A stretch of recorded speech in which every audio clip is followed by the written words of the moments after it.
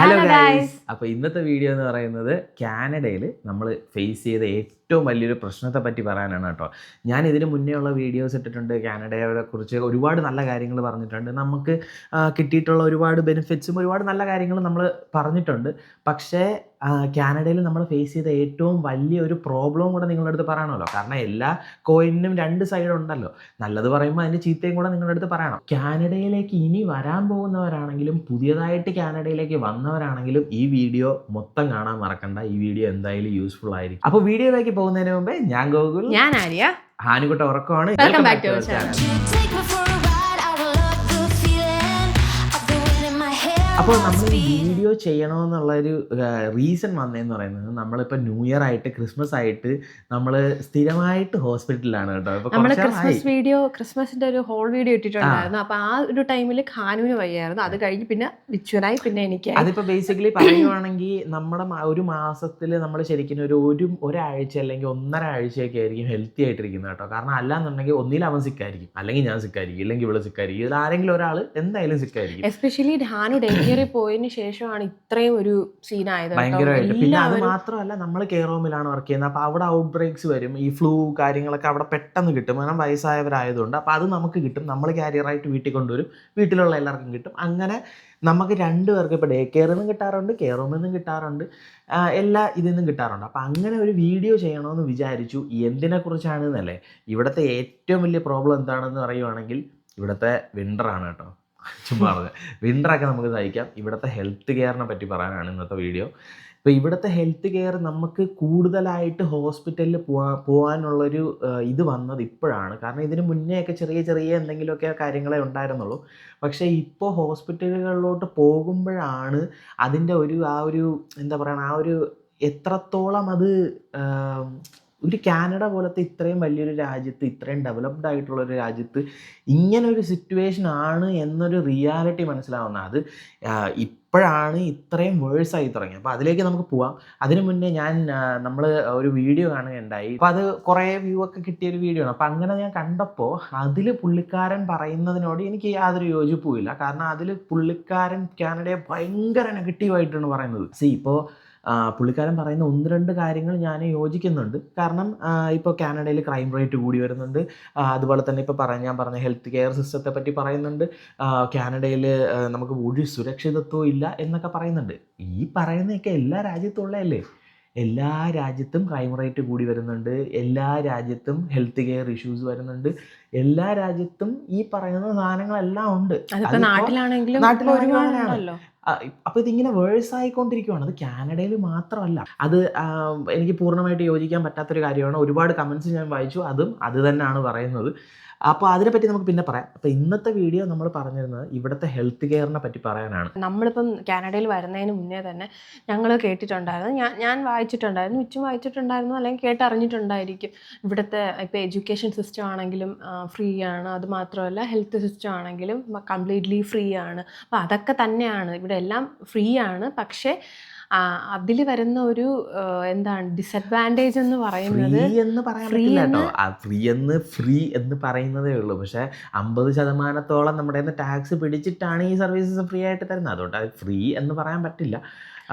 പക്ഷേ നാട്ടിലെ വെച്ച് കമ്പയർ ചെയ്യുമ്പോഴത്തേക്കും കുറവാണ്. കാരണം നമ്മുടെ ഹെൽത്ത് കാർഡും കാര്യങ്ങളും ആ ഒരു കോൺസെപ്റ്റിൽ നമ്മളിപ്പോൾ ആശുപത്രി പോയി പൈസ കൊടുക്കണ്ട. ഈ കാനഡയിൽ വന്നതിന് ശേഷമാണ് നമുക്ക് കുറച്ചുകൂടെ അസുഖങ്ങൾ വരാൻ തുടങ്ങിയത്. അതായത് നമുക്ക് നാട്ടിലുണ്ടായിരുന്നതിനെക്കാട്ടിയും അസുഖങ്ങൾ കാനഡയിൽ കൂടുതലായിട്ട് വരാൻ തുടങ്ങി. അപ്പോൾ നമ്മളിങ്ങനെ കുറേ നെറ്റിലൊക്കെ ഇങ്ങനെ സെർച്ച് ചെയ്ത് നോക്കി, അങ്ങനെ കുറേ കാര്യങ്ങൾ നമ്മൾ ഇവിടുത്തെ കമ്മ്യൂണിറ്റിയിൽ തന്നെ കുറേ ഇങ്ങനെ അന്വേഷിച്ചപ്പോൾ നമുക്ക് മനസ്സിലായ കാര്യം എന്ന് പറയുന്നത്, ഇത് എത്രത്തോളം ശരിയാണെന്നൊന്നും അറിയില്ല, നമ്മുടെ കാനഡയിലെ ഇപ്പോൾ എയർ പൊല്യൂഷൻ ആണെങ്കിലും അല്ലെങ്കിൽ ഇവിടുത്തെ ക്ലീൻനെസ് ആണെങ്കിലും ഒക്കെ നമ്മുടെ നാട്ടിനെക്കാട്ടിയും നമ്മുടെ കുറേ കൂടെ ബെറ്ററാണ്. നാട് ഭയങ്കര മോശമാണെന്നല്ല ഞാൻ പറയുന്നത്, പക്ഷേ നാട്ടിനെക്കാട്ടിയും കുറച്ചുകൂടെ ബെറ്ററാണ്. അപ്പം നമ്മൾ അങ്ങനൊരു ബെറ്റർ ക്ലെൻലിനെസ് ഉള്ള ഒരു സ്ഥലത്തേക്ക് വരുമ്പോൾ നമ്മുടെ ഇമ്മ്യൂണിറ്റി ഭയങ്കരമായിട്ട് താഴെ പോകും. നമ്മളിപ്പോൾ നാട്ടിൽ നിൽക്കുമ്പോൾ നമ്മൾ നമ്മുടെ ക്ലൈമറ്റ് അതും ഇതും എല്ലാം ഒരുപാട് ഡിഫറെൻ്റ് ആണ്. അപ്പോൾ അങ്ങനെയുള്ളൊരു സിറ്റുവേഷനിൽ നിൽക്കുമ്പോൾ നമുക്കുണ്ടാകുന്ന ഇമ്മ്യൂണിറ്റി ആയിരിക്കില്ല ഇവിടെയുള്ള ആൾക്കാർക്ക് ഉണ്ടാകുന്നത്. അതായത് ഇപ്പോൾ ഹാനുവിന് ഇവിടെ നിന്ന് നാട്ടിലേക്ക് വരുമ്പോൾ അവന് അന്ന് തന്നെ ഭയങ്കര തുമ്മൽ ചുമയൊക്കെ ഉണ്ടായിരുന്നു. കാരണം ഇവിടെ അത്രയും എയർ പൊല്യൂട്ടഡ് അല്ല. നാട്ടില് ഭയങ്കര പൊല്യൂഷനാണ്. കാരണം വണ്ടികളുടെ റേറ്റ് കൂടുതലാണ്, പൊടി ഭയങ്കരമായിട്ടുണ്ട്. ഇവിടെ മഞ്ഞത്ത് ഏത് പൊടി പറക്കാനാണ്. അതുകൊണ്ട് അല്ല അതിന്റെ ഒരു ബെസ്റ്റ് എക്സാമ്പിൾ ആണ് ഞാൻ. കാരണം ഞാൻ നാട്ടിലുണ്ടായിരുന്ന സമയത്ത് എനിക്ക് അലർജി ഉണ്ടായിരുന്നു, ഡസ്റ്റ് അലർജി ഉണ്ടായിരുന്നു. അപ്പം ഞാൻ ഒരു മാസത്തിലെ ഒരു പകുതിയോളം എനിക്ക് ഭയങ്കര സീനായിരുന്നു. പിന്നെ ഗുളികയും കാര്യങ്ങളൊക്കെ കഴിച്ചാണ് ഞാൻ നാട്ടിൽ മെയിൻറ്റെയിൻ ചെയ്ത് പോയിരുന്നത്. ഇങ്ങോട്ട് വന്നു അപ്പം അന്ന് തന്നെ ഡോക്ടർ പറഞ്ഞിട്ടുണ്ടായിരുന്നു, നിങ്ങളിപ്പോൾ പുറത്തോട്ട് ഇപ്പം കാനഡ അങ്ങനത്തെ രാജ്യങ്ങളിലൊക്കെ പോവുകയാണെങ്കിൽ നല്ല ബെറ്റർ ആയിരിക്കും. കാരണം അവിടുത്തെ വെതറും ഇവിടുത്തെ വെതറും ഭയങ്കര ഡിഫറെൻ്റ് അല്ലേ, അതുകൊണ്ട് ക്ലൈമറ്റ് നല്ലതായിരിക്കും എന്ന് പറഞ്ഞു. പക്ഷെ അതുകൊണ്ട് തന്നെ ഇവിടെ വന്നതിന് ശേഷം എനിക്ക് നല്ല മാറ്റമുണ്ട്. ഇവിടെ ഞാൻ തുമ്മുന്നത് തന്നെ വല്ലപ്പോഴുമാണ്. അങ്ങനെ മരുന്നെടുക്കാറേ ഇല്ല, ഈ അലർജിക്കുള്ള മരുന്നൊന്നും എടുക്കാറില്ല ഞാൻ. പക്ഷെ നാട്ടിൽ നിന്ന് അന്ന് വന്ന സമയത്ത് കൊണ്ടുവന്നായിരുന്നു, പക്ഷെ അന്ന് ഞാൻ ഉപയോഗിച്ചിട്ടേ ഇല്ല. പക്ഷേ ഇവിടെ നിന്ന് ഞാൻ ഫസ്റ്റ് ടൈം പ്രഗ്നൻ്റ് ആയിട്ട് ഞാൻ നാട്ടിൽ പോയ സമയത്ത് ഞാൻ ഭയങ്കര തുമ്മലായിരുന്നു. ഒരു ദിവസം പോലെ ഞാൻ തുമ്മലില്ലാതിരുന്ന ഒരു ദിവസം ഇല്ലായിരുന്നു. അതുപോലെ തന്നെയാണ് പേടിയായിരുന്നു. ഇത് ഡസ്റ്റ് അലർജിയുടെ കാര്യമാണ് പറയുന്നത്. പക്ഷെ ഞാൻ പറഞ്ഞത് ജനറലൈസ് ആയിട്ടുള്ള അസുഖങ്ങൾ കൂടുതൽ ഇവിടെയാണ്. കാരണം ഇവിടെ ക്ലീൻലിനെസ് കൂടുതലാണ്. ഇവിടെ നമ്മൾ കേട്ടിട്ടില്ലാത്ത, ഇന്നേ വരെ കേട്ടില്ല, നമ്മൾ കെയറോമി ഇറക്കിയാൽ പറയാം, ഇന്നേ വരെ കേട്ടിട്ടില്ലാത്ത അലർജീസാണ്. ഒരാൾക്കുണ്ടായിരുന്ന അലർജി റോ വെജിറ്റബിൾസിനോട് അലർജി. അതായത് പച്ചയ്ക്കുള്ള വെജിറ്റബിൾസ് കഴിച്ചു കഴിഞ്ഞാൽ അവർക്ക് അലർജിയാണ്. Pineapple, strawberry, peanut products, lactose, അതായത് പാലിൻ്റെ പ്രോഡക്ട്സ് എല്ലാം, ലാക്ടോസ് ഇൻടോളറൻസ്, അങ്ങനത്തെ ഒരുപാട് പ്രശ്നങ്ങൾ ഇവിടെയുണ്ട്. നമ്മുടെ നാട്ടിൽ വെച്ച് കമ്പയർ ചെയ്യുമ്പോൾ ഇവിടുത്തെ റേറ്റ് ഭയങ്കര കൂടുതലാണ്. അപ്പോൾ അത് ഒന്ന് മെൻഷൻ ചെയ്യണം. അതല്ലാതെ നമ്മൾ ഇവിടെ ഏറ്റവും കൂടുതൽ ഫേസ് ചെയ്യുന്ന ഒരു കാര്യമാണ് ഈ വെയിറ്റ് ടൈം എന്ന് പറയുന്നത്. അതായത് നമ്മുടെ ഫസ്റ്റ് സ്റ്റാർട്ട് ചെയ്യുമ്പോൾ, അതായത് നമ്മൾ കാനഡയിൽ വന്ന് ഫസ്റ്റ് സ്റ്റാർട്ട് ചെയ്യുന്ന സമയത്ത് നമുക്ക് ഫാമിലി ഡോക്ടർ വേണം. നമുക്ക് എവിടെ ചെന്ന് ചുമ്മാ വാക്കിനിൽ പോവാം. അതല്ലാതെ നമുക്ക് നമ്മുടെ ഒരു ഫാമിലി ഡോക്ടർ വേണം. ഫാമിലി ഡോക്ടറിനെ കിട്ടുക എന്ന് പറയുന്നത് വലിയൊരു ടാസ്ക്കാണ്. ഇവിടെ ഫാമിലി ഡോക്ടറിൻ്റെ വെയിറ്റ് ലിസ്റ്റിൽ ഞാൻ ഇവിടെ മാനിറ്റോബയിൽ വന്ന് ഏകദേശം 1.5 വർഷത്തോളം വെയിറ്റ് ചെയ്തു എനിക്കൊരു ഫാമിലി ഡോക്ടറിനെ കിട്ടാൻ വേണ്ടിയിട്ട്. എന്നിട്ട് കിട്ടിയില്ല. ഇവള് പ്രഗ്നൻ്റ് ആയി കഴിഞ്ഞ് നമ്മൾ വാക്കിനിൽ പോയി പ്രഗ്നൻസി കൺഫേം ചെയ്ത സമയത്ത് അവർ ഒരു ഫാമിലി ഡോക്ടറെ റെഫർ ചെയ്തു. അങ്ങനെയാണ് നമുക്ക് ഫാമിലി ഡോക്ടർ കിട്ടുന്നത്.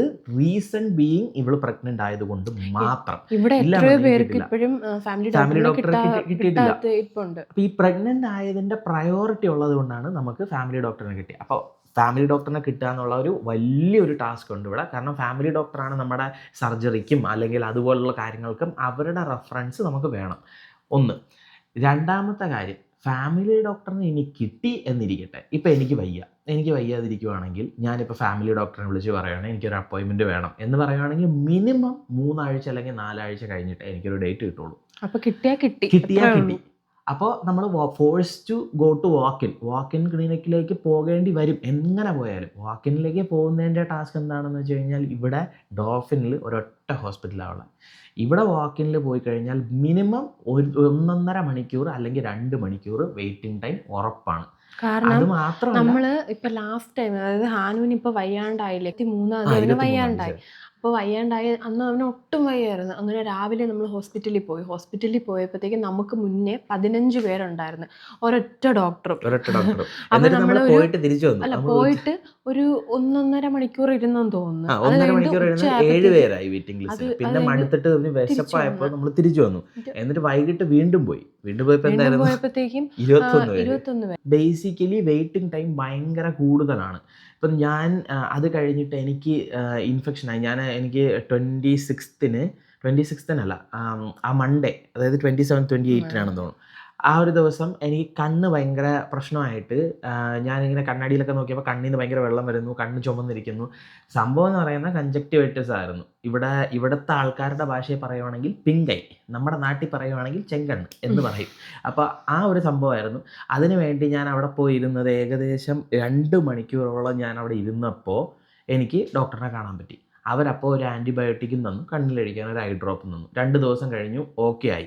അത് കഴിഞ്ഞ് ഞാൻ അടുത്ത ആഴ്ച എനിക്ക് വീണ്ടും പോകേണ്ടി വന്നു. കാരണം എൻ്റെ ചെസ്റ്റ് ഭയങ്കര കൺജസ്റ്റഡ് ആയിരുന്നു, മൂക്ക് ഭയങ്കരമായിട്ട് അടഞ്ഞിരിപ്പുണ്ടായിരുന്നു. അപ്പോൾ അങ്ങനെ പോയി നോക്കിയപ്പോഴത്തേക്കും എൻ്റെ ഇയർ ഭയങ്കരമായിട്ട് ഇൻഫെക്റ്റഡ് ആയിട്ട് ഇരിക്കുമായിരുന്നു. അപ്പോൾ നമുക്ക് ആൻറ്റിബയോട്ടിക് വേറെ കുറച്ചുകൂടെ സ്ട്രോങ്ങർ ആയിട്ടുള്ള ആൻറ്റിബയോട്ടിക്കൊക്കെ തന്ന് തിരിച്ചു വിട്ടു. അപ്പോൾ അത് അവർ പറഞ്ഞു CT സ്കാനും കൂടെ ഒന്ന് എടുക്കണമെന്ന് പറഞ്ഞു. കാരണം ഭയങ്കരമായിട്ട് ഇൻഫെക്റ്റഡ് ആയിട്ടിരുന്നുകൊണ്ട് CT സ്കാൻ എടുക്കണമെന്ന് പറഞ്ഞു. ഓക്കെ, അപ്പോൾ എന്നത്തേക്കായിരിക്കും എടുക്കാൻ പറ്റുക? അവരെൻ്റെ അടുത്ത് പറഞ്ഞ കറക്റ്റ് വേർഡിങ് പറയുവാണെങ്കിൽ, I will be surprised if they call you tomorrow or else it will be on next week എന്നാണ് അവരെൻ്റെ അടുത്ത് കൃത്യമായി പറഞ്ഞത്. എന്ന് വെച്ചാൽ അടുത്ത ദിവസങ്ങളിലൊന്നും വിളിക്കാനുള്ള ചാൻസ് ഇല്ല. പക്ഷേ എന്തോ ഭാഗ്യം കൊണ്ട് അവർ ഇന്നലെ എന്നെ കോൺടാക്ട് ചെയ്തു. ഇന്നലെ ഞാൻ പോയി CT സ്കാൻ ചെയ്തായിരുന്നു. CT സ്കാൻ ചെയ്തിട്ട് ഇതിൻ്റെ കോമഡി എന്താണെന്ന് പറഞ്ഞാൽ, ഞാനിവിടെ അരീഷാൻ്റെ അടുത്ത് പറഞ്ഞപ്പോൾ അരീഷാൻ്റെ അടുത്ത് ചിരിയായിരുന്നു. CT സ്കാൻ ചെയ്തു, റിസൾട്ട് അടുത്ത ആഴ്ച ഒരു ദിവസം വരുമായിരിക്കും. അത് ഡോക്ടറിന് പോയി ഡോക്ടറിന് സമയം കിട്ടുമ്പോൾ ഡോക്ടർ നമ്മളെ വിളിക്കും. ഈ ഒരു ടൈം ഫ്രെയിമിൽ എനിക്ക് വല്ലതും പറ്റിക്കഴിഞ്ഞാൽ എന്ത് ചെയ്യും? നമുക്കൊന്നും ചെയ്യാനില്ല. ഇതാണ് ഇവിടുത്തെ ഏറ്റവും വലിയ പ്രശ്നം. ഇപ്പം നിങ്ങൾക്ക് എല്ലാവർക്കും അറിയായിരിക്കും, നമ്മളൊരു മലയാളി കുട്ടി ക്യാൻസറിനെ ഡയഗ്നോസ് ചെയ്യാൻ ലേറ്റായി പോയി എന്നുള്ള കാരണം കൊണ്ട് എന്താ പറയുക, ആ കുട്ടി മരിച്ചുപോയി. ഈ ഒരു സംഭവം കുറേ എല്ലാവർക്കും അറിയാമെന്നുള്ളൊരു സംഭവമാണ്. അത്രയും വേഴ്സ് ആയിട്ടുള്ള ഒരു ഹെൽത്ത് കെയർ സിസ്റ്റത്തിലൂടെയാണ് ഇപ്പോൾ കടന്നു പോകുന്നത്. ഈ പറയുന്ന പോലെ ഇത് സ്കാനിങ്ങിൻ്റെ മാത്രമല്ല, ഇതേപോലെ തന്നെയാണ് സർജറി ടൈമും. ഇവിടെ ഒരു ലിവർ സിറോസിസോ അല്ലെങ്കിൽ അങ്ങനെ ഒരു മേജർ ഒരു ഇഷ്യൂ വന്നു കഴിഞ്ഞാൽ വെയിറ്റിംഗ് ടൈം 5-6 മാസമൊക്കെയാണ് ഈ വലിയ സിറ്റീസിലെ വെയിറ്റിംഗ് ടൈം. കാരണം അത്രയും ആൾക്കാരാണ് അവിടെ. അപ്പോൾ അത്രയും ആൾക്കാർ വെയിറ്റിംഗ് ലിസ്റ്റിൽ നിൽക്കുവാണ്. അവർക്കൊന്നും ചെയ്യാനില്ല. അവർ ക്രൂരത കാണിക്കുന്നതല്ല, അവരെ കൊണ്ട് പറ്റാത്തത് കൊണ്ട് ഇത്രയും പേരെ എങ്ങനെ ഹാൻഡിൽ ചെയ്യും? അപ്പോൾ വെയിറ്റിംഗ് ലിസ്റ്റ് ഇങ്ങനെ കൂടി പൊക്കോണ്ടിരിക്കും. ഇതാണ് ഇവിടുത്തെ ഇപ്പോഴത്തെ അവസ്ഥ. എവിടെ ചെന്നാലും വെയിറ്റിംഗ് ലിസ്റ്റാണ്. പിന്നെ നമ്മളിപ്പോൾ നിൽക്കുന്ന ഡോഫിൻ എന്ന് പറയുന്ന ഒരു കുഞ്ഞു സിറ്റിയാണ്. ആ കുഞ്ഞു സിറ്റിയിൽ ചെയ്യാൻ പറ്റാത്ത എന്തെങ്കിലും വരുവാണെങ്കിൽ ഇവിടെ നിന്ന് ഇവർ എയർലിഫ്റ്റ് ചെയ്യും. എയർലിഫ്റ്റ് എന്ന് പറയുമ്പോൾ ഇവിടെ നിന്ന് നമ്മുടെ ഹെലികോപ്റ്ററിൽ നമ്മളെ വിന്നിപ്പെഗ് എത്തിക്കും. വിന്നിപ്പെഗ് എന്ന് പറയുമ്പോൾ ഇവിടുത്തെ ക്യാപിറ്റലാണ് മാനിറ്റോബയിൽ. ഇവിടെ നിന്ന് ഒരു 3.5 മണിക്കൂറുണ്ട്. അപ്പോൾ ട്രാവൽ ചെയ്യാൻ അത്രയും സമയമില്ല. അത്രയും സീരിയസ് ആണ്, എമർജൻസി ആണെന്നുണ്ടെങ്കിൽ ഇവിടെ നിന്ന് എയർലിഫ്റ്റ് ചെയ്ത് വിന്നിപ്പെഗിലോട്ട് എത്തിക്കും. അതൊക്കെ കേൾക്കുമ്പോൾ നമ്മൾ വിചാരിക്കും, വൻ സെറ്റപ്പാണല്ലോ, ഇവിടെ നിന്ന് ഹെലികോപ്റ്ററിൽ കൊണ്ട് അവിടെ ഇറക്കുന്നു. പക്ഷേ ഇതിൽ പ്രശ്നമെന്ന് വെച്ച് കഴിഞ്ഞാൽ ഒരാൾക്കേ കൂടെ പോകാൻ പറ്റുള്ളൂ. നമ്മുടെ ഒരു ചേട്ടൻ്റെ മോളെ ഇതേപോലെ എമർജൻസി ആയിട്ട് കൊണ്ടുപോയപ്പോൾ ആ ചേട്ടൻ ഇവിടെ നിന്ന് ഡ്രൈവ് ചെയ്താൽ വിന്നിപ്പെഗിലോട്ട് പോയാൽ. അപ്പം ഞാൻ ആ ചേട്ടൻ്റെ അടുത്ത് ചോദിക്കുകയും ചേട്ടാ, എങ്ങനെ ചേട്ടാ നിങ്ങൾക്ക് ആ ഒരു മൈൻഡ് ഒന്ന് ആലോചിച്ച് നോക്കിയാൽ. നമ്മളെ മോളും ഇപ്പോൾ ആ ചേട്ടൻ്റെ ഭാര്യയാണ് കൂടെ പോയത്. മോളും ഭാര്യയും ഇപ്പോൾ ഹെലികോപ്റ്ററിൽ അവിടെ പൊയ്ക്കൊണ്ടിരിക്കുകയാണ്. മോൾ ഇത്രയും സീരിയസ് ആയിട്ടിരിക്കുകയാണ്. നമ്മളിവിടെ നിന്ന് 3.5 മണിക്കൂർ ഡ്രൈവ് ചെയ്ത് വിന്നിപ്പെഗ് എത്തണം എന്ന് പറയുന്ന ആ ഒരു സിറ്റുവേഷനൊക്കെ ഒന്ന് ആലോചിച്ച് നോക്കിയാൽ. ഇപ്പോൾ ഈ അത്രയും ക്രിട്ടിക്കലായിട്ടുള്ള കണ്ടീഷൻസിൽ ഇവർ എയർലിഫ്റ്റ് ചെയ്യും. അവിടെ ചെന്നും 7-8 മണിക്കൂറാണ് വെയിറ്റിംഗ് ഉണ്ടായിരുന്നത്. ഈ എയർലിഫ്റ്റ് ചെയ്ത് അവിടെ കൊണ്ടുപോയതേ ഉള്ളൂ. അവിടെ ചെന്നിട്ട് പിന്നെ ചികിത്സ കിട്ടണമെങ്കിൽ 7-8 മണിക്കൂറും വെയിറ്റ് ചെയ്യണം. അവിടെ അടുത്ത ദിവസം ചെക്കപ്പിന് പോയപ്പോഴും ഇതുപോലെ 8 hours വെയിറ്റിംഗ് ടൈം. എന്ത് അവസ്ഥയാണെന്ന് ആലോചിച്ച് നോക്കിയാൽ. ഇത് 4 വർഷങ്ങൾക്ക് അല്ലെങ്കിൽ 5 വർഷങ്ങൾക്ക് മുന്നേ നടന്നൊരു കഥയാണ് ഞാൻ പറയണത്. ഇപ്പോഴത്തെ കണ്ടീഷൻ ഇതൊന്നും അല്ല. ഇപ്പോഴത്തെ കണ്ടീഷൻ വളരെ വേഴ്സാണ്. ഇവിടുത്തെ ഒരു എക്സാമ്പിൾ ഇവക്ക് പറയാൻ പറ്റിയ ഒരു കാര്യം ഞാൻ പറഞ്ഞുതരാം. ഇപ്പം നമ്മൾ അനുഭവിച്ച കാര്യങ്ങളാണ് ഞാൻ പറയണത്. അല്ലാതെ നമ്മൾ കേട്ടറിഞ്ഞ കഥകളും നമ്മൾ അനുഭവിച്ച കാര്യങ്ങളാണ് പറയണത്. ചുമ്മാ വേഗമായിട്ടുള്ളൊരു കാര്യമല്ല ഞാൻ പറഞ്ഞത്. ഇവളുടെ പ്രഗ്നൻസി ടൈമിൽ ഡെലിവറിക്ക് പോയ സമയത്ത് ഇവിടെ ഡെലിവറി നമ്മുടെ നാട്ടിലെ പോലെ നമുക്ക് ഇന്ന ദിവസം ഡെലിവറി എന്ന് പറയുമ്പോൾ നമുക്ക് അതിൻ്റെ ഒരാഴ്ച മുന്നെയോ അല്ലെങ്കിൽ 2 ദിവസം മുന്നേ ഒക്കെ പോയി നാട്ടിൽ പോലെ നമുക്ക് അതിന് കിടക്കാനൊന്നും പറ്റത്തില്ല. നമുക്ക് ഡെലിവറി ലേബർ പെയിൻ വരുമ്പോഴേ നമുക്ക് ഹോസ്പിറ്റലിൽ പോകാൻ പറ്റുള്ളൂ, അല്ലേ? അതിൻ്റെ എക്സ്പീരിയൻസ് നീ തന്നെ പറഞ്ഞോ. അതെ, നമുക്ക് അങ്ങനെ നേരത്തെ കൂട്ടി പോയി അവിടെ റൂം എടുത്തിട്ട് കിടക്കാനൊന്നും പറ്റില്ല നാട്ടിലെ പോലെ.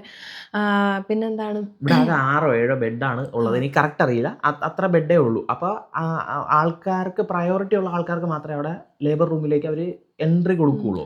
ഇപ്പം എൻ്റെ ആ ഒരു ടൈമിലാണെങ്കിൽ തന്നെയും നമുക്ക് ആ ഒരു പെയിൻ വന്ന് നല്ല പെയിനായിട്ട് ആ ഒരു കോൺട്രാക്ഷനും ഒക്കെ നല്ല രീതിയിൽ വന്നതിന് ശേഷമാണ് നമ്മൾ പോയത്. പക്ഷെ അന്ന് എന്തോ ഭാഗ്യത്തിന് എനിക്ക് എത്ര സെൻറ്റിമീറ്റർ 4 സെൻറ്റിമീറ്റർ ഇത് സർവിക്സ് ഓപ്പൺ ആയിരുന്നു. ശരിക്കും സാധാരണ ഇവിടെ നമുക്കറിയാന്നുള്ളൊരു ചേച്ചി, ആ ചേച്ചിക്ക് അങ്ങനെയായിരുന്നു കേട്ടോ. ഇവിടെ യൂഷ്വലി 8 സെൻറ്റിമീറ്റർ ഡയലേറ്റ് ആയാൽ മാത്രമേ ഇവർ അഡ്മിറ്റ് ചെയ്യുള്ളൂ.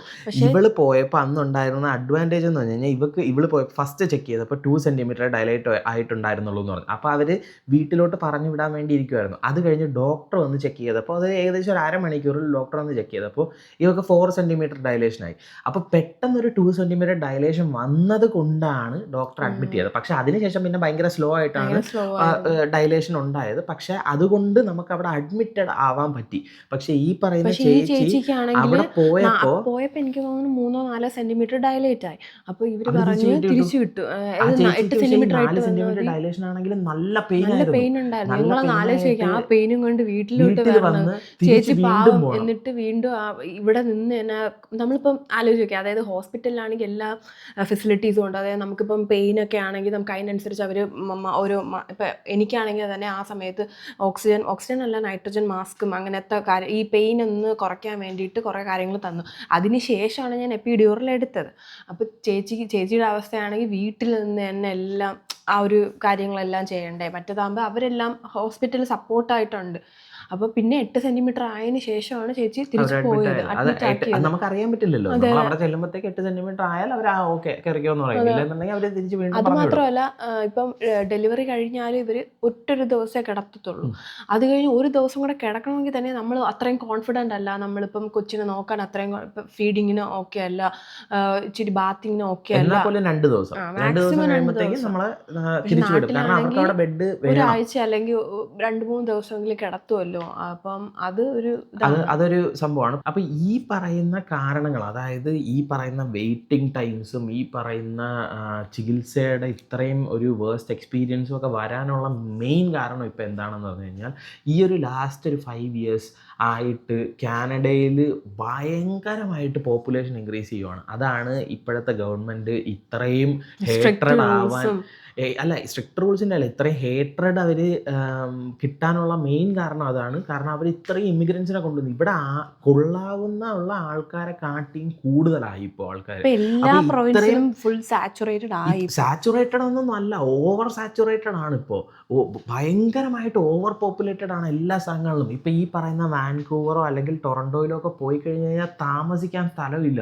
ഞാൻ ഈ ഇടയ്ക്ക് കണ്ടൊരു വ്ളോഗിൽ നമ്മുടെ ഒരു ചെറിയ കിച്ചണിൻ്റെ അത്ര സ്പേസ് ഉള്ളൊരു സ്ഥലത്തിന് അവിടെ വാടകയ്ക്ക് കൊടുക്കുന്നത് $800. ആ സ്ഥലത്തൊരു ചെറിയ ബെഡ് ഇട്ട് കഴിഞ്ഞാൽ തീർന്നു പോകുന്ന സ്ഥലം. ബാത്റൂമൊന്നും നിങ്ങൾ നോക്കണ്ട, ബാത്റൂമൊക്കെ ഷെയർഡാണ്. ആ ഒരു കുഞ്ഞു സ്പേസിൽ കൊടുക്കുന്ന $800. നിങ്ങളൊന്ന് ആലോചിച്ച് നോക്കിയേ. അത്രയ്ക്ക് സ്കേഴ്സിറ്റിയാണ് ഇവിടെ ഇപ്പോൾ. പ്രോപ്പർട്ടീസിനാണെങ്കിലും ഹെൽത്ത് കെയറിനാണെങ്കിലും ജോലിക്കാണെങ്കിലും എല്ലാം. ഈ അൺഎംപ്ലോയ്മെൻ്റൊക്കെ ഇവിടെ ഭയങ്കരമായിട്ട് കൂടി വരുവാണ്. അപ്പോൾ ഈ ഒരു സിറ്റുവേഷൻ വരാൻ കാരണം നമുക്ക് പറ്റുന്നതിനെക്കാട്ടിയും കൂടുതൽ ആൾക്കാരെ ഇവർ കൊണ്ടുവന്നു. ഞാൻ ഇമ്മിഗ്രൻസിനെയോ അല്ലെങ്കിൽ ഇമ്മിഗ്രേഷനെതിരെയോ ഒന്നും പറയുന്നതല്ല. ഞാനും ഒരു ഇമ്മിഗ്രൻ്റാണ്, നമ്മളും ഇവിടെ ഇമ്മിഗ്രൻ്റ് ആയിട്ട് വന്നവരാണ്. പക്ഷേ ഒരു രാജ്യത്തിന് താങ്ങാവുന്നതിലധികമായി ഇപ്പോൾ ഇത്രയും ആൾക്കാർ വരുമ്പോൾ അതിനെ കോമ്പൻസേറ്റ് ചെയ്യാനുള്ള ഒരു ഇൻഫ്രാസ്ട്രക്ചർ കാനഡയ്ക്ക് ആയിട്ടില്ല ഇതുവരെ. അതുകൊണ്ടാണ് അവർ ഇത്രയും ഒരു താഴ്ചയിലോട്ട് പോകുന്നത്. ഹോംലെസ് ആയിട്ടുള്ള ആൾക്കാരുടെയൊക്കെ എണ്ണം ഭയങ്കരമായിട്ട് കൂടി, ഇത് ക്രൈം റേറ്റ് ഭയങ്കരമായിട്ട് കൂടി, തെഫ്റ്റ് ഭയങ്കരമായിട്ട് കൂടി, ഒരുപാട് കാര്യങ്ങൾ ഇതായിട്ട് പ്രശ്നമായിട്ട് വരുന്നുണ്ട്. അതാണിപ്പോൾ ഒരുപാട് പേര്, ഇത് ഞാൻ പറയുന്നതല്ല, ഒരുപാട് എക്സ്പേർട്സ് പറയുന്നുണ്ട്. ഈവൻ ഇപ്പോഴത്തെ ഗവൺമെൻറ് മാറിയാലും, നിങ്ങൾക്കറിയാം ജസ്റ്റിൻ ട്രൂഡോ ഇപ്പോൾ രാജിവെച്ചതായിട്ടൊക്കെ പറയുന്നുണ്ട്. അപ്പോൾ പുള്ളിക്കാരൻ ഇറങ്ങി വേറെ ഗവൺമെൻറ്റാണ് വരുന്നതെങ്കിൽ പോലും അവർ ഈ കാനഡയെ ഉയർത്തിക്കൊണ്ട് വരണമെങ്കിൽ ഇനി കുറേ വർഷങ്ങളെടുക്കും. കാരണം അത്രത്തോളം താഴേക്കായിപ്പോയി കാനഡ. അപ്പോൾ നമുക്കിപ്പം ഒരുപാട് വർഷത്തെ എക്സ്പീരിയൻസ് ഒന്നുമില്ല. ഞാനിവിടെ വന്നിട്ട് ഒരു 6 കൊല്ലം ആവുന്നു. ആ 6 കൊല്ലത്തിൽ തന്നെ കാനഡ താഴോട്ട് പോകുന്നത് നമുക്ക് നല്ലതായിട്ട് മനസ്സിലാവുന്നുണ്ട്. കാരണം എല്ലാത്തിൻ്റെ പ്രൈസും ഭയങ്കര കൂടുതലാണ്, എല്ലാ കാര്യങ്ങളും കൂടുതലാണ്. അപ്പോൾ ഇത് ഞാൻ പറയാൻ കാരണം എന്ന് വെച്ച് കഴിഞ്ഞാൽ, ഞാൻ ഒരു എക്സാമ്പിൾ പറയുകയാണെന്നുണ്ടെങ്കിൽ, കാനഡയിലെ ഇത് ഞാൻ ഗൂഗിളിൽ ഞാൻ സെർച്ച് ചെയ്തപ്പോഴത്തേക്കും കിട്ടിയൊരു കാര്യമാണ്. കാനഡയിൽ മൊത്തത്തിൽ ഏകദേശം 1000 ഹോസ്പിറ്റലുകളാണ് ഉള്ളത്. കാനഡയിൽ മൊത്തത്തിൽ 1000 ഹോസ്പിറ്റൽ. നിങ്ങൾ ആലോചിക്കണം, അതിൽ ഏറ്റവും കൂടുതൽ ഒണ്ടാരിയോയിൽ 299 ഹോസ്പിറ്റൽ. നമ്മൾ നിൽക്കുന്ന മാനിറ്റോബയിൽ 80 ഹോസ്പിറ്റലാണുള്ളത്. 80. അതാണ് ഇവിടുത്തെ അവസ്ഥ. അപ്പോൾ ഇത്രയും ആൾക്കാർ കൂടുതൽ വരുമ്പോൾ കാനഡയിലെ ഇതിൻ്റെ പോപ്പുലേഷനും കൂടെ ഞാൻ പറഞ്ഞുതരാം. ഇന്ത്യയിലെ ഹോസ്പിറ്റൽസ് എത്ര എണ്ണം ഉണ്ടെന്ന് ഞാൻ നോക്കിയപ്പോൾ കിട്ടിയത് 2023 ഡേറ്റയാണ് കേട്ടോ ഈ പറയണേ. 70,000-ഓളം ഹോസ്പിറ്റൽ. പക്ഷേ അതിൽ 63% പ്രൈവറ്റൈസ്ഡ് ആയിട്ടുള്ള ഹോസ്പിറ്റൽസ് ആണ്. എനിവേയ്സ് 70,000-ഓളം ഹോസ്പിറ്റലുകളുള്ള അതാണ് ഇന്ത്യയിൽ. ഇപ്പോൾ ഇന്ത്യയിലെ പോപ്പുലേഷനും കൂടെ പറയണമല്ലോ. ഇന്ത്യയിലെ പോപ്പുലേഷൻ എന്ന് പറയുന്നത് ഏകദേശം 1.3 ബില്യൺ ആൾക്കാരാണ്. 2025 എസ്റ്റിമേറ്റ് ആണ് ഞാൻ പറയുന്നത്. 1.3 ബില്യൺ ആൾക്കാർ, അതായത് 100 കോടി 143 കോടി അടുപ്പിച്ച് ഉള്ള ആൾക്കാരാണ് ഇന്ത്യയിലുള്ളത്. പക്ഷേ കാനഡയിൽ അത് വെച്ച് നോക്കുമ്പോൾ 40 മില്യനേ ഉള്ളൂ. 4 കോടി ഓളം ആൾക്കാരാണ് കാനഡയിലുള്ളത്. ഞാൻ പറയാൻ റീസൺ എന്ന് വെച്ച് കഴിഞ്ഞാൽ ഇന്ത്യയിൽ ഹെൽത്ത് കെയർ സിസ്റ്റം വളരെ നല്ലതാണ്, കാനഡയിലും വളരെ നല്ലതൊക്കെ തന്നെയാണ്. പക്ഷേ അതിൻ്റെ റീസൺ ഇപ്പോൾ ഇത്രയും അധപ്പതിക്കാൻ കാരണം എന്ന് പറഞ്ഞു കഴിഞ്ഞാൽ ഈ ഇൻഫ്രാസ്ട്രക്ചർ, വെറും 1000 ഹോസ്പിറ്റലുകൾ മാത്രമുള്ള ഒരു രാജ്യത്തിലേക്ക് ലക്ഷങ്ങളാണ് കയറി വരുന്നത്. ലക്ഷക്കണക്കിന് സ്റ്റുഡൻസും ആൾക്കാരും, ഇന്ത്യയിൽ നിന്ന് മാത്രമല്ല കേട്ടോ, പല രാജ്യങ്ങളിൽ നിന്ന് വരുന്ന ഇമിഗ്രൻസ്, അങ്ങനത്തെ ഒരുപാട് ആൾക്കാർ വരുന്നുണ്ട്. അപ്പോൾ ഇത്രയും പേരെ കോമ്പൻസേറ്റ് ചെയ്യാൻ ഗവൺമെൻറ്റിന് പറ്റില്ല. അതായത് ഗവൺമെൻറ്റിന് ഇല്ലെങ്കിൽ അതിനു വേണ്ടിയുള്ള ഹെൽത്ത് കെയർ സിസ്റ്റം കൊണ്ടുവരണം. ഇപ്പം നമുക്ക് പഠിക്കാനൊരു സ്ഥലം, അല്ലെങ്കിൽ നമുക്ക് അസുഖം വന്നാൽ പോകാനൊരു ഹോസ്പിറ്റൽ, ഇതൊക്കെയാണ് പ്രൈം ആയിട്ട് വേണ്ട കുറച്ച് കാര്യങ്ങൾ ഒരു രാജ്യത്തെ പറ്റി നോക്കുമ്പോൾ, അല്ലേ? നമുക്ക് ലക്ഷങ്ങൾ ശമ്പളം തരുന്നുണ്ട്, അല്ലെങ്കിൽ നമുക്ക് ഭയങ്കര അടിപൊളിയായിട്ടുള്ള ഒരു ലൈഫ് സ്റ്റൈലൊക്കെ നമുക്ക് ഓഫർ ചെയ്തിട്ട് ഒരു പനി വന്നു കഴിഞ്ഞാൽ ചികിത്സിക്കാൻ സ്ഥലമില്ല, പനി വന്നാൽ ചത്തുപോകും എന്നുള്ളൊരു സിറ്റുവേഷൻ ആണെന്നുണ്ടെങ്കിൽ ആ രാജ്യത്തിൻ്റെ വില എന്ന് ആലോചിച്ച് നോക്കിയേ. അപ്പോൾ അതാണ് ഇവിടുത്തെ ഏറ്റവും വലിയ പ്രശ്നം. ഇതാണ് നമ്മൾ ഏറ്റവും കൂടുതൽ ഇവിടെ ഫേസ് ചെയ്യുന്നതുമായിട്ടുള്ള പ്രശ്നം. ഇതിപ്പോൾ നമ്മളിപ്പോൾ ഇന്ത്യയിൽ വളർന്നവർക്ക് നമുക്കറിയാമല്ലോ, നമുക്കൊരു പനി വന്നു കഴിഞ്ഞാൽ നമ്മുടെ അടുത്ത് പറയും, നനഞ്ഞ തുണി എടുത്ത് നെറ്റിയിലിട്ടാൽ മതി, പനി വന്നാൽ പനിച്ചേ പോവുള്ളൂ എന്നൊക്കെ നമുക്കത്രയും ഇതായിട്ടാണ് നിൽക്കുന്നത്. പക്ഷെ നമ്മുടെ പിള്ളേർക്കൊക്കെ ഇങ്ങനെ വരുമ്പോൾ നമുക്ക് അത്രയും ഒരു പേടിയാണ്. ഇപ്പോൾ ഇവളെന്നൊക്കെ പറയുമ്പോൾ അവന് ചെറിയൊരു പനിയൊക്കെ വരുമ്പോൾ തന്നെ ഇവള് പറയും നമുക്കൊന്ന് ഹോസ്പിറ്റലിൽ കൊണ്ട് കാണിച്ചാലോ എന്ന് വെച്ചാൽ വേറൊന്നും വരാതിരിക്കാൻ വേണ്ടിയിട്ടുള്ള ഒരു പ്രിക്കോഷനാണ്. പക്ഷേ ഇവിടെ ഹോസ്പിറ്റലിൽ ഒന്നും തരത്തില്ല. ഇപ്പം മരുന്നിൻ്റെ കാര്യങ്ങളൊക്കെ അവിടെ നിൽക്കെ, ഇവിടെ അതിനും വേണ്ടിയുള്ള ഡോക്ടേഴ്സ് ഇല്ല, ഒന്ന്. ഇവിടെ അതിനും വേണ്ടിയുള്ള ഹോസ്പിറ്റൽസ് ഇല്ല.